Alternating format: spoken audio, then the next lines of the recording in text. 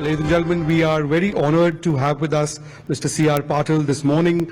He's a Minister for Jal Shakti, one of the most underrated but one of the most important ministries of the Modi government. It's a flagship ministry of the government and of the Prime Minister's vision. Mr. Patil is not just a Minister for Jal Shakti, he's also a politician par excellence, the President of the Gujarat BJP, won by the largest margin in the Lok Sabha at the last election, by one of the largest margins in the election before that, was one of the core architects of the Gujarat BJP's win under the Prime Minister's leadership in the last Gujarat election, despite years of being in power. So, thank you so much for making the time for Money Control and for Network 18. Sir, जहां तक प्रधानमंत्री जी के vision का, विकसित भारत का की जो बात है, उसमें उनके पहले टर्म में सबसे ज्यादा उन्होंने स्वच्छ भारत की बात करी, डिजिटल इंडिया की बात करी, जिससे एक बेस बना भारत के डेवलपमेंट के लिए। उसके बाद जो जल शक्ति के जो विजन था, जो हर नल में जल लाने की जो बात थी, मंत्रालय को खड़ा किया गया, तो ये उनका नेक्स्ट बिग स्टेप था स्वच्छ भारत के बाद। तो इसका दायित्व आपको दिया गया है। So where are we on the हर घर में जल की जो बात है, उस मिशन में हम इस वक्त कहां पहुंचे हैं? माननीय प्रधानमंत्री नरेंद्र मोदी साहब का जो सपना है विकसित भारत 2047 का, विकसित भारत बोलना और विकसित भारत बनाना, वो दोनों में अंतर है। जिसको विश्वास है कि जो विकसित भारत बना सकता है वो ये बात कर सकता है, और इसीलिए जब 2014 में लाल किले से जब पहली बार उन्होंने कहा, जब टॉयलेट की बात की, जब कई लोगों को लगा कि लाल किले से प्रधानमंत्री टॉयलेट की बात कर रहे हैं, मगर इतने सालों के बाद भी अगर किसी के घर में टॉयलेट नहीं है, उसको ओपन में जाना पड़ता है, तो उनको घर में व्यवस्था हो जाए, ये अपने आप में बहुत बड़ी बात थी। और आज तक करीब 11 करोड़ टॉयलेट बने और 60 करोड़ लोगों की आदत बदल गई, जो ओपन में जाते थे वो भी घर में टॉयलेट जाने लगे। उसके फायदे भी बहुत हुए। करीब पहले 5 साल में ही 3 लाख लोगों की जानें बची। जो डायरिया होता था उसकी वजह से बच्चों की भी जो मौतें होती थी वो भी बची। जो उसकी वजह से जो बीमारियां होती थी वहां भी राहत हुई। और सबसे बड़ी बात ये हुई कि जो महिलाओं, उनको रात के अंधेरे की वेट करनी पड़ती थी, उसके बजाय वो कभी भी उसके घर में टॉयलेट होने से उनको उसका जो फायदा हुआ, उसके कारण जो बाहर जाने के कारण उनको सिक्योरिटी का भी जो प्रॉब्लम होता था, उनके ऊपर कई बार अत्याचार भी होते थे, हमले होते थे, वहां भी उसकी सिक्योरिटी बनी। तो ये सभी मिलाकर देखेंगे तो एक टॉयलेट बनाने से कितना फायदा हुआ वो पूरे देश और दुनिया ने देखा। फिर जब विकसित भारत की बात है और घर में नल नहीं है, तो महिलाएं दूर तक पानी लेने के लिए जाती थी और कई किलोमीटर तक पानी जब वो लाती थी, वो पानी भी पीने लायक नहीं होने के बावजूद उसको सबको पिलाना पड़ता था। और इसी के कारण मोदी साहब ने जब ये नल से जल की योजना बनाई, तो अभी तक 15 करोड़ घरों में ये नल का कनेक्शन दिया गया है। 4 करोड़ घरों में अभी देने का काम वो प्रोसेस में है और 28 तक ये पूरा कार्यक्रम खत्म हो जाएगा। तो ये जो आप देखेंगे कि WHO ने भी कहा है कि जो महिला पानी लेने के लिए जाती थी, तो 5.5 करोड़ घंटे रोज उनके पानी लेने के लिए जाना और आना उसमें जाते थे। उनको वजन उठाना पड़ता था, उसमें से उसको मुक्ति मिली है। और जो पानी अभी जो उनको घर में मिल रहा है वो शुद्ध पानी मिल रहा है। उसके कारण जो लोगों को मेडिकल के लिए भी जो पैसा खर्च करना पड़ता था, तो 8.5 लाख करोड़ रुपया पानी का जो आरोग्य के ऊपर लोगों का खर्च होता था, उसमें भी बचत हुई है। इसके अंदर भी करीब जो गंदा पानी या पीने लायक पानी नहीं होने के कारण जो बच्चों की भी मौत होती थी, उसके अंदर भी बहुत बड़ी लोगों के बच्चों की जान बच सकी है। तो ये नल से जल की योजना विकसित भारत की प्राथमिकता है कि टॉयलेट भी हो, घर में पानी भी हो, जब भी तो हम विकसित भारत की बात कर सकते हैं। तो ये जो मंजिल चली है, अभी जो हम आगे बढ़ रहे हैं, तो मुझे लगता है विकसित भारत की ओर जाने के लिए कदम बहुत ही महत्वपूर्ण जो मोदी साहब ने लिए हैं। सर, जब टॉयलेट्स बनाए गए इस देश में और स्वच्छ भारत के तहत, टॉयलेट बनाना भी बहुत मुश्किल काम था, लेकिन कंपेयर टू उसमें पानी लाना वो ज्यादा मुश्किल काम है। तो सबसे बड़ा चैलेंज क्या है आपके सामने? हर घर हर नल में जल देखो आने। दोनों काम मुश्किल तो थे मगर वो जमीन पे तो मोदी साहब ने उतार दिए। अभी जो प्रॉब्लम है कि पानी कहीं जगह पर कई कंप्लेंट भी आती है। इतना बड़ा जब 19 करोड़ घरों में पानी देना है तो छोटी बड़ी कंप्लेंट तो आएगी। हमने लोकसभा में ओपन में भी कहा कि अगर कोई भी स्टेट में किसी का भी कोई भी सरकार की पार्टी हो सरकार होगी, हम वो कंप्लेंट को दूर करने की पूरी चेष्टा करेंगे। और कई लोगों के ऊपर उसके अंदर एक्शन भी लिया गया, क्योंकि नल है और जल नहीं है। ये जो अगर ऐसी कोई कंप्लेंट आती है तो हमें लगता है हमें कोई गाली दे रहा है, और हमें उसी के लिए हम बिल्कुल माइक्रो लेवल पर जाकर हर घर में जो नल से जल पानी की योजना माननीय प्रधानमंत्री नरेंद्र मोदी साहब ने बनाई है उसको हम पूरी करने जा रहे हैं। और उसके अंदर कई एक्शन भी लिए गए हैं। जहां ग्राउंड वाटर कम पड़ता था वहां हम रिचार्ज करके रेन वाटर हार्वेस्टिंग का भी योजना हमने उसको वहां भी लगाई है। हम ग्राउंड वाटर कम है तो सरफेस वाटर से दूर से पानी लाकर भी सबको पानी देना, प्रोसेस करके देना, ये सब करें। करीब 25 लाख महिलाओं को उनके घर में आने वाला पानी शुद्ध है या उसके गांव में आने वाला पानी शुद्ध है कि नहीं वो चेक करने के लिए किट भी दिया है, उनको एजुकेट भी किया है।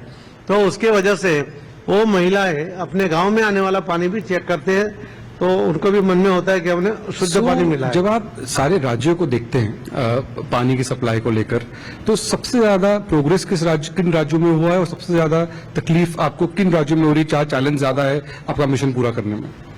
क्या बोला आपने? उन्होंने कहा जब आप राज्यों के देखते हैं भारत के राज्यों को, तो सबसे ज्यादा प्रोग्रेस किन राज्यों में हुई है जल मिशन में, और किन राज्यों में सबसे ज्यादा आपको चैलेंज है अपना मिशन पूरा करने में? देखो सभी राज्यों में अपना डीपीआर बनाया, उन्होंने ये राज्य का काम है, उन्होंने टेंडरिंग भी किया, और उसी के आधार पे सरकार की ओर से, केंद्र सरकार की ओर से माननीय प्रधानमंत्री मोदी साहब ने जो 50-50% का जो योजना बनाई थी कि राज्य सरकार 50% पैसा लगाएगा, 50% केंद्र से उसको मदद मिलेगी। और जो पूर्वोत्तर के राज्य है वहां पर तो 90-10 की योजना बनी, केंद्र सरकार की ओर से 90% उनको मिला।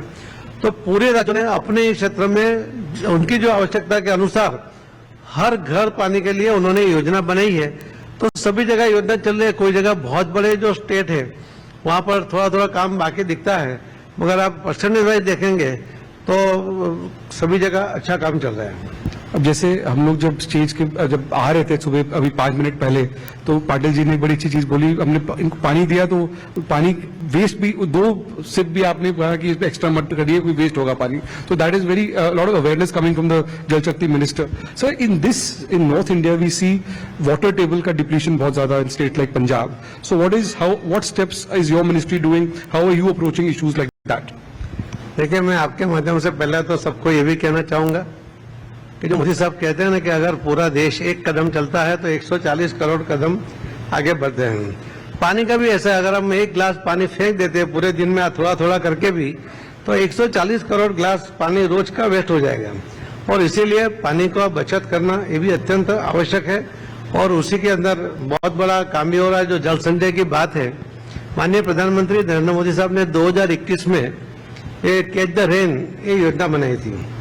मगर हमें 2024 में 6 सितंबर को सूरत के एक वर्चुअल कार्यक्रम में मोदी साहब ने आह्वान किया था, जल संचय जन भागीदारी से जन आंदोलन में परिवर्तित होना चाहिए।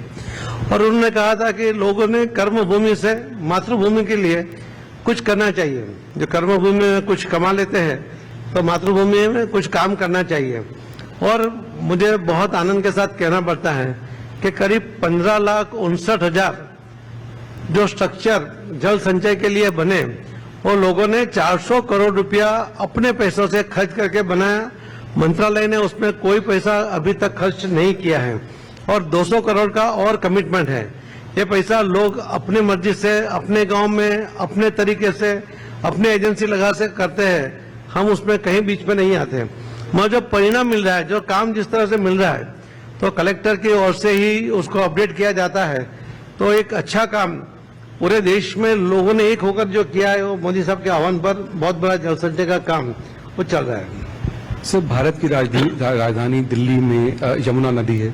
यमुना नदी के पोल्यूशन बहुत ज्यादा बढ़ गया था। चुनाव के बाद हमने देखा कि उस पर काम शुरू हुआ है। तो यमुना को क्लीनिंग का जो काम है उसमें कितना समय लगेगा? कब ऐसा समय आएगा जब क्लीन रिवर फ्रंट होगा और लोग डुबकी लगा सकेंगे यमुना में सेफली? यमुना वैसे तो अभी उसको नदी कहना ही मुश्किल है, इस तरह का वातावरण। दिल्ली के नदी का जो पार्ट है पूरा नाला बन गया है। माननीय प्रधानमंत्री मोदी साहब ने इलेक्शन के बाद मीटिंग बुलाई और उसके अंदर जो उन्होंने सूचना दी है और उसके ऊपर यूटी का है तो माननीय श्री अमित भाई शाह साहब, मुख्यमंत्री दिल्ली और हमारा मंत्रालय और सब मिलकर उसके ऊपर एक प्रोजेक्ट बनाया है और उसके ऊपर हम काम कर रहे हैं। अभी जो जल कुंभी उसके अंदर है उसको हटाने के लिए एआई का मदद लेते हुए करीब 48 किलोमीटर की जो लंबाई में जो काम चल रहा है, बहुत सा काम हो गया है और 45 दिन में ये काम पूरा करने का टारगेट लेकर चल रहे हैं। हमने उसके अंदर भी 3 भाग रखे हैं। पहला है उसको सफाई करके उसका अपीयरेंस को थोड़ा ठीक ठाक करें। 1.5 साल के अंदर ये पानी को नहाने जैसा हो जाए और 1.5 साल में पीने लायक हो जाए, उस तरह का उसके ऊपर काम चल रहा है। सीएम दिल्ली वो भी मीटिंग कर रही है, श्री अमित भाई शाह साहब भी पूरा इंटरेस्ट लेकर कर रहे हैं और माननीय प्रधानमंत्री जी का मार्गदर्शन उसके अंदर मिल रहा है। तो जल शक्ति मंत्रालय भी उसके अंदर अपने पार्ट में जो आ रहा है उसको हम जल्दी से करके, ये नदी स्वच्छ होनी चाहिए। यमुना के लिए सबके मन में एक भावना है, तो भावनात्मक लोगों भी उसके साथ जो जुड़े हैं, वो भी एनजीओ भी आगे आकर कुछ ना कुछ उसके अंदर करना चाहते हैं। तो अब सब मिलकर कुछ करेंगे तो होगा। सभी काम सरकार ही करे ऐसी अपेक्षा नहीं करनी चाहिए और सब जब जुड़ के काम करते हैं तो बहुत जल्दी बहुत अच्छा परिणाम मिलता है जो हमें जल्दी दिखने को मिलेगा। ये आपने बहुत इंपॉर्टेंट बात की कि 1.5 साल में यमुना में पीने लायक पानी होना चाहिए। अगर सब ठीक पहले चले। 1.5 साल में नहाने लायक, उसके बाद 1.5 साल में पीने लायक, 3 साल में पीने लायक। तो सर ये इस कार्य में सबसे बड़ा चैलेंज आपके सामने क्या है यमुना को क्लीन करने में? पहले तो ये कि जो पूरे दिल्ली का सीवेज जो अंदर जाता है तो हर नाले को उसके ऊपर एसटीपी प्लांट बनाकर उसको ट्रीट करके ही वो पानी नदी में जाए, उसके लिए हम कोशिश कर रहे हैं। मुख्यमंत्री दिल्ली उन्होंने भी वो मीटिंग बुलाकर जितने एसटीपी बने हैं उसको अगर वो अंडर कैपेसिटी काम करे तो उसको पूरी यूटिलाइज करने के लिए भी उन्होंने कोशिश की है। माननीय श्री अमित भाई जी ने भी कहा कि कितना वो टोटल सीवेज आ रहा है, कितना ट्रीटमेंट प्लांट लगाना चाहिए, कितनी कैपेसिटी क्या भी है, कोई बंद है तो उसको जल्दी से शुरू करना। तो ये सब काम साइमल्टेनियस सभी साथ में चल रहा है। नमामि गंगे भी आपके कार्यभार में आता है और उसमें करीब 70 ज्यादातर जो प्रोजेक्ट्स हैं काफी कंप्लीट हो चुके हैं, फंड्स काफी यूटिलाइज हुए हैं, कुछ अंडर यूटिलाइज हैं। तो नमामि गंगे का जो मिशन है उसका अभी क्या प्रोग्रेस है and where do you see the outlook for that going forward? Namami Gange करीब 5 राज्यों में से नदी प्रसार होती है और करीब करीब बहुत से जो सीवेज या जो नाले अंदर जाते हैं उसको बंद करके डाइवर्ट करके या उसके ऊपर एसटीपी प्लांट बनाकर ट्रीट करके ही पानी छोड़ना हमने शुरू किया है। हमने टोटल गंगा नदी के ऊपर 63 पावर प्लांट आ रहे हैं। हम जो पानी ट्रीट करते हैं उसको टर्सरी ट्रीटेड वाटर को कंपलसरी पावर प्लांट में ही यूज होना चाहिए। उन्होंने नदी से सीधा पानी नहीं लेना चाहिए, उसके लिए भी दबाव डाला है। कई पावर प्लांट वालों ने ये काम शुरू कर दिया है और पानी ट्रीट करने के बाद वापस जो नदी में जा रहा है वो भी हम बंद कर रहे हैं। कई पॉइंट ऐसे हैं, जैसे पश्चिम बंगाल में भी 5 जगह पर जो नाले जा रहे थे उसके भी एसटीपी प्लांट के लिए हमने कल उनके साथ मीटिंग की थी। उन्होंने भी कमिट किया है कि हम जल्दी से उसको आगे बढ़ाएंगे। यूपी के अंदर भी कानपुर, जहाँ एक चमड़ा का उद्योग है और आने वाले दिनों में और उसको बढ़ने वाला है, ऐसे टाइम में वो पानी को डाइवर्ट करो, उसको ट्रीट करो, उसके बाद ही वो नदी में जाए, उसके लिए भी हम कोशिश कर रहे हैं। वाराणसी के भी अभी 2 नाले हैं, उसके ऊपर भी काम चल रहा है, जल्दी से उसका एसटीपी बन जाएगा। कोई भी पूरे गंगा नदी पर एक भी नाला अंदर नहीं जाएगा, उसके लिए हम लगे हुए हैं। आपने are you using AI for Namami Gange also? जी, आप नमामि गंगे के प्रोजेक्ट के लिए भी आप एआई का इस्तेमाल कर रहे हैं? एआई का इस्तेमाल तो अभी हर जगह होने वाला है और हमने तो शुरू कर दिया है कई जगह पे। उससे ज्यादा अच्छा जो यमुना ही उसका एक सैंपल है, आप अभी भी जाके देख लो। वो जो बोट काम करी है वो एआई बेस है, उसके अंदर एक भी आदमी नहीं है। जी, हमारे देश में सर एक बड़ा मुद्दा है डिफरेंट स्टेट्स के बीच में जो डिस्प्यूट होते हैं रिवर्स को लेकर। जैसे कावेरी डिस्प्यूट है, अभी पंजाब हरियाणा के बीच में भी डिस्प्यूट है, बीच में पंजाब और दिल्ली के बीच में भी डिस्प्यूट शुरू हो गए थे। तो जहां आप बैठते हैं, जो आपकी पोजीशन है, how do you see these in terms of better water management, better riverine management? What is your role in this and in solving some of these? देखिए, जब अलग अलग पार्टी की सरकार होती है, राज्यों में तब ये प्रॉब्लम ज्यादा बड़ा हो जाता है। पॉलिटिकल पार्टी के कोई भी जो नेता होते हैं, कार्यकर्ता होते हैं, वो उनके जो अधिकार से ज्यादा पानी की डिमांड कर देते हैं और धीरे धीरे एक वातावरण बन जाता है कि अगर उससे कम में अगर कोई कमिटमेंट होता है, कोई एमओयू हो जाता है, तो वहां के लोग उसके अगेंस्ट में हो जाते हैं। वो ये नहीं सोचते कि हमारा अधिकार तो इतने ही पानी पे था, हमने डिमांड ज्यादा की थी, वो नहीं सोचते। और ये गलती पॉलिटिकल पार्टियों ने भी सोचना चाहिए कि अपने अधिकार से ज्यादा की बात नहीं करनी चाहिए, मगर हम उसके ऊपर तो हमारा कोई कंट्रोल है नहीं। फिर भी आप देखेंगे कि मध्य प्रदेश और राजस्थान का कैन बेतवा का प्रोजेक्ट ये माननीय प्रधानमंत्री नरेंद्र मोदी साहब ने कर दिया। 44,000 करोड़ का ये प्रोजेक्ट 2030 में कंप्लीट हो जाएगा। आपको देखेंगे राजस्थान और मध्य प्रदेश का पीकेसी की योजना बहुत सालों से पेंडिंग थी, उसका एमओयू हो गया और करीब 77,000 करोड़ माननीय प्रधानमंत्री नरेंद्र मोदी साहब ने सैंक्शन कर दिया। पोलावरम करीब 85 साल से वो पेंडिंग चल रहा था। 2015 में माननीय प्रधानमंत्री जी ने उसको 15,000 करोड़ रुपए दिए और अभी और उसके अंदर 12,000 करोड़ रुपए दिए। वो भी 26-27 में करीब करीब वो भी प्रोजेक्ट खत्म हो जाएगा।